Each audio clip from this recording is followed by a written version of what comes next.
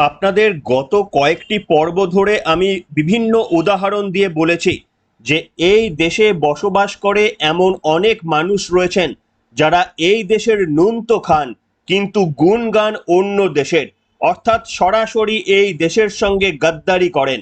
এর জল জ্যান্ত প্রমাণ আপনাদের সামনে বিভিন্ন পর্বে তুলে ধরেছে।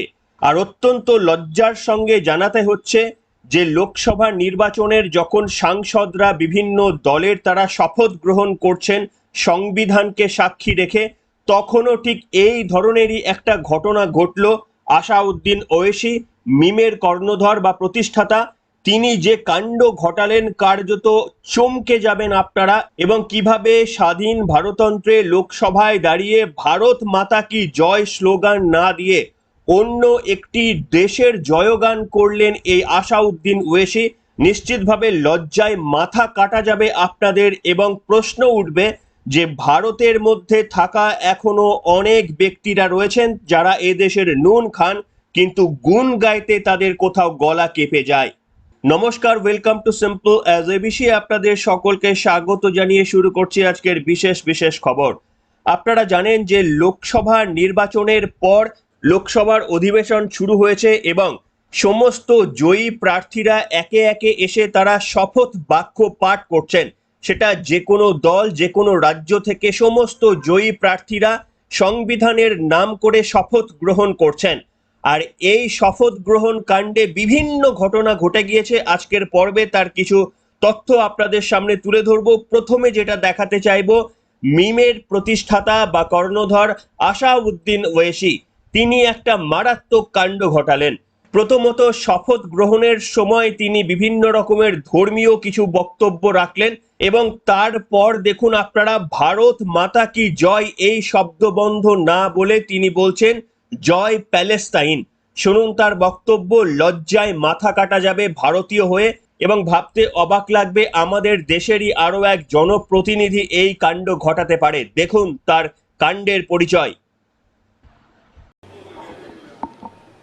नहमदुहु व नुसल्ली अला रसूलिल करीम, अम्मा बाद, फ़ाऊज़ु बिल्लाहि मिनश शैतानिर रजीम, बिस्मिल्लाहिर रहमानिर रहीम।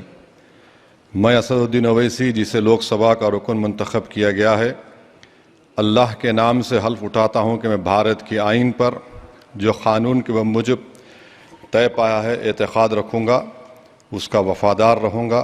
मैं भारत के इक़्तिदार आला और सालिमियत को बरक़रार रखूँगा और जिस ओहदे को मैं संभालने वाला हूँ इसके फ़राइज़ और वफ़ादारी से अंजाम दूँगा। जय भीम, जय मीम, जय तेलंगाना, जय फ़लस्तीन, तकबीर, अल्लाहु अकबर।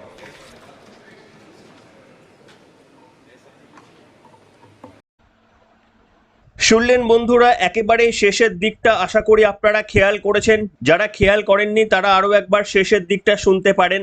তিনি কি বলছেন শপথ গ্রহণের শেষ দিকে এসে, জয় ভীম, জয় মিম, জয় প্যালেস্তাইন, আল্লাহু আকবার।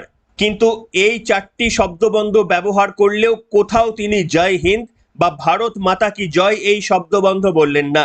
একজন ভারতীয় নাগরিক হয়ে ভারতের লোকসভায় দাঁড়িয়ে কেন জয় প্যালেস্তাইন বলবেন, এ নিয়ে স্বাভাবিক কারণেই সাধারণ মানুষ প্রশ্ন তুলতে শুরু করেছে। এবং কেন বারবার দেশের সঙ্গে এই গদ্দারি করার মতো কাজগুলি করার ধৃষ্টতা দেখাতে পারেন জনপ্রতিনিধিরা, তা নিয়ে নিশ্চিতভাবে প্রশ্ন উঠবেই। তবে আপনাদের দেখাতে চাইবো আসাউদ্দিন ওয়েসি যে কাণ্ড ঘটিয়েছেন তাতে করে তিনি নিজেই বিপাকে পড়েছেন। কেন বিপাকে পড়েছেন আপনাদের দেখাতে চাইবো আইনের একটি অংশ। সেখানে দেখতে পাচ্ছেন 102 নম্বর ধারায় ডিসকোয়ালিফিকেশন অফ মেম্বারশিপ, কিভাবে একজন এমপি তার পদ হারাতে পারেন, সেখানে ক্লজ ডি তে গিয়ে লেখা রয়েছে। আমি একটি ছোট্ট অংশ আপনাদের সামনে পড়ছি। Or is under any acknowledgement of allegiance or অ্যাডহারেন্স two foreign state. পরিষ্কারভাবে বলা রয়েছে যে ভারতের নাগরিক হিসাবে অন্য দেশের যদি কেউ অ্যাকনলেজমেন্ট করেন তাহলে সেটা শাস্তিযোগ্য অপরাধ এবং তাকে ডিসকোয়ালিফাই পর্যন্ত করা হতে পারে। তাই আসাউদ্দিন ওয়েসি লোকসভায় শপথ গ্রহণ করার দিন যে কাণ্ড ঘটালেন, এর দরুন তাকে খেসারত দিতে হতে পারে। এবং আপনারা স্বাধীন ভারতের নাগরিক হয়ে কি চান যে ভারতবর্ষের মাটিতে অন্য দেশের জয়গান কেউ করুক, ভারতবর্ষের জয়গান না করে আর যদি কেউ করে তার শাস্তি কি হওয়া উচিত, তাকে কি জনপ্রতিনিধিত্বের মতো দায়িত্ব দেওয়া উচিত? আপনাদের মন্তব্য অত্যন্ত কাঙ্ক্ষিত, অবশ্যই পর্বে কমেন্ট করে লিখে জানাবেন। এবং ঠিক এর পরেই আপনাদের দেখাতে চাইবো এর উল্টো ধরনের একটি চিত্র। আপনাদের মনে রয়েছে বিজেপি কেন্দ্রীয় মন্ত্রী ছিলেন সুষমা স্বরাজ, কিন্তু তার অকাল প্রয়াণে দেশ স্তম্ভিত হয়ে গিয়েছিল। সেই সুষমা স্বরাজের মেয়ে বাঁশরী স্বরাজ এবারে তিনি লোকসভা নির্বাচনে জয়যুক্ত হয়েছিলেন, এবং জয়যুক্ত হওয়ার পর তিনি যখন শপথ গ্রহণ করেছিলেন তখন দেখুন তো কিভাবে তিনি শপথ নিয়েছিলেন। তিনি ভারতের সংস্কৃতির কথা মনে রেখে সংস্কৃত ভাষায় শপথ গ্রহণ করেছিলেন। আসুন বাঁশরী স্বরাজ, প্রাক্তন কেন্দ্রীয় মন্ত্রী সুষমা স্বরাজের মেয়ে, কিভাবে শপথ গ্রহণ করেছিলেন দেখাই আপনাদের।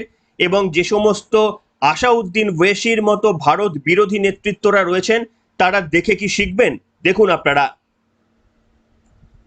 अहम बांसुरी स्वराजः यः लोकसभाया सदस्यत्वेन निर्वाचितः ईश्वरस्य नाम्ना शपे यद् अहं विधिना स्थापितं भारतस्य संविधानं प्रति सत्यां श्रद्धां निष्ठां च धारयिष्ये। अहं भारतस्य प्रभुताम् अखण्डतां च अक्षुण्ण रक्षिष्यामि तथा यत् पदं ग्रहीतुम् अहम् उद्यतः अस्मि तस्य कर्तव्यानि श्रद्धापूर्वकं निर्वहिष्यामि।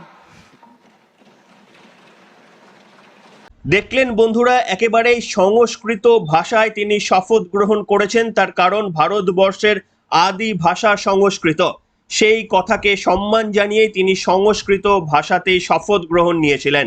এবং আপনাদের দেখাতে চাইবো বাঁশরী স্বরাজ যেটা করেছেন, কার্যত একদা সুষমা স্বরাজ ওই একইভাবে যতবার জিতেছিলেন ততবারই সংস্কৃত ভাষায় কিন্তু তিনি শপথ গ্রহণ পাঠ করেছিলেন লোকসভায় দাঁড়িয়ে। আসুন আপনাদের পুরনো ফাইল থেকে একটি ভিডিও দেখাতে চাইবো যেখানে বাঁশরী স্বরাজের মা প্রখ্যাত সুষমা স্বরাজ কেন্দ্রীয় মন্ত্রী, তিনি শপথ গ্রহণ যখন করতেন একইভাবে সংস্কৃত ভাষায় কিন্তু শপথ গ্রহণ করেছিলেন। সেই ছোট্ট ভিডিওটাও আপনাদের সামনে দেখাবো। अहम सुषमा स्वराजः लोकसभाया सदस्यत्वेन निर्वाचितः निश्चयेन शपे अहं विधिना स्थापितं भारतस्य संविधानं प्रति सत्यां श्रद्धां निष्ठां च धारयिष्ये। यदहं भारतस्य अन्नताम् अखण्डतां च रक्षिष्यामि तथा यत् पदं ग्रहीतुम् अहम् उद्यतो अस्मि तस्य कर्तव्यानि श्रद्धापूर्वक निर्वक्ष्यामि। দেখলেন বন্ধুরা, এটাকেই বলে দেশের প্রতি ভালোবাসা, এটাকেই বলে মাটির টান। এবং যে দেশের মধ্যে থাকি সেই দেশকে সম্মান করতে যদি না পারি তাহলে কিসের জনপ্রতিনিধি? কি করে আমরা ভারতবর্ষের মানুষকে ভালো করব? শুধুমাত্রই ধর্মের রাজনীতি? বিশ্বের যেখানে মুসলিম কান্ট্রিগুলো রয়েছে সেই কান্ট্রি নিয়েই শুধু আমি মাতামাতি করব? আমি ভারতের জনপ্রতিনিধি হয়েও আমি সেকুলারিজমের কথা বলবো, আমি নিরপেক্ষতার কথা বলবো, অথচ ভারতের মাটিতে দাঁড়িয়ে আমি প্যালেস্টাইনের সাপোর্ট করব? দুদিন পরে তো দেখবো পাকিস্তানের সাপোর্ট করছেন ভারতের মাটিতে দাঁড়িয়ে। এই ধরনের সাংসদদের বিরুদ্ধে একেবারে কঠোর আইন প্রণয়ন করে এদের সাংসদ পদ কেড়ে নিয়ে যোগ্য শিক্ষা দেওয়া উচিত, যাতে করে পরবর্তীকালে আর একজনও সাংসদ এই অভব্য আচরণ করার কোনো রকমের ধৃষ্টতা দেখাতে না পারে। আপনাদের সামনে এবার দেখাতে চাইবো আরো কয়েকটি ভিডিও। সেটা হচ্ছে রাহুল গান্ধী যখন শপথ গ্রহণ করেছিলেন তখন তিনি কিভাবে শপথ গ্রহণ করেছিলেন দেখাতে চাইবো।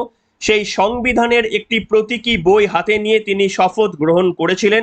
কি আশ্চর্যের বিষয়, আপনাদের গতকালের একটি পর্বে দেখিয়েছিলাম ঠিক 49 বছর আগে 1975 সালের 25শে জুন তার দিদা ইন্দিরা গান্ধী যখন প্রধানমন্ত্রী ছিলেন তখন একেবারেই রাতারাতি রাষ্ট্রপতিকে দিয়ে সাইন করে এমার্জেন্সি লাগু করে দিয়েছিলেন গোটা দেশ জুড়ে।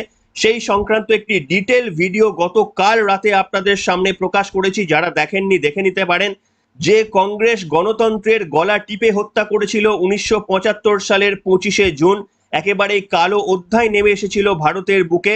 সেই ইন্দিরা গান্ধী তথা কংগ্রেসের উত্তরসূরি রাহুল গান্ধী কনস্টিটিউশনের একটি শপথ বাক্য পাঠ করছেন, অথচ তাদের আমলেই তাদের পরিবারিক গণতন্ত্রকে গলা টিপে হত্যা করার কি প্রচেষ্টা করেছিলেন তার একটি ভিডিও আমাদের চ্যানেলে গতকাল রাতে আপলোড করেছি, যারা ইচ্ছুক দেখে নিতে পারেন।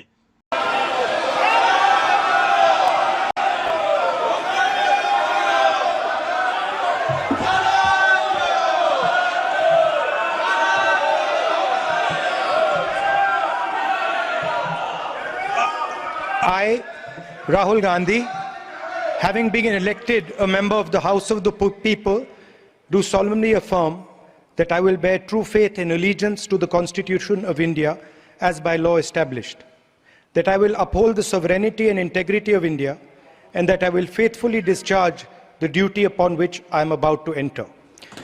Jai Hind, Jai Samvidhan. যাই হোক, সর্বশেষে যে ভিডিওটা আপনাদের দেখাবো সেটা হচ্ছে পশ্চিমবঙ্গের সাংসদ অভিষেক বন্দ্যোপাধ্যায়ের একটি ভিডিও। তিনি কিভাবে শপথ গ্রহণ করলেন, না এখানে কোনো বিতর্ক নেই, শুধুমাত্র যেহেতু পশ্চিমবঙ্গের প্রতিনিধি এবং অভিষেক বন্দ্যোপাধ্যায় বলে কথা, তাই কিভাবে তিনিও শপথ গ্রহণ পাঠ করেছিলেন সেই অংশটুকুও আপনাদের সাক্ষী রাখার জন্য আপনাদের সামনে তুলে ধরব।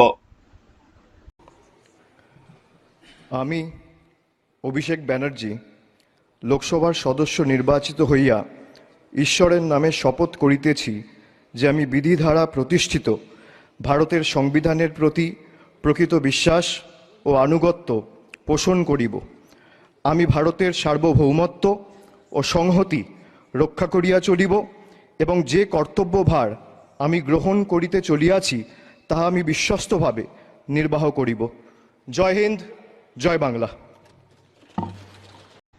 দেখলেন বন্ধুরা, গত দুদিন ধরে প্রত্যেকটি জয়ী দলের এমপিরা তারা লোকসভায় দাঁড়িয়ে শপথ গ্রহণ করেছেন এবং আপনাদের জানাতে চাইবো আজকের দিনটি অত্যন্ত গুরুত্বপূর্ণ। 26শে জুন কেন গুরুত্বপূর্ণ? লোকসভা স্পিকার নির্বাচনের পদ্ধতি শুরু হচ্ছে এবং স্বাধীনতার পর এই প্রথম লোকসভার স্পিকার নির্বাচন হবে আজকের দিনে।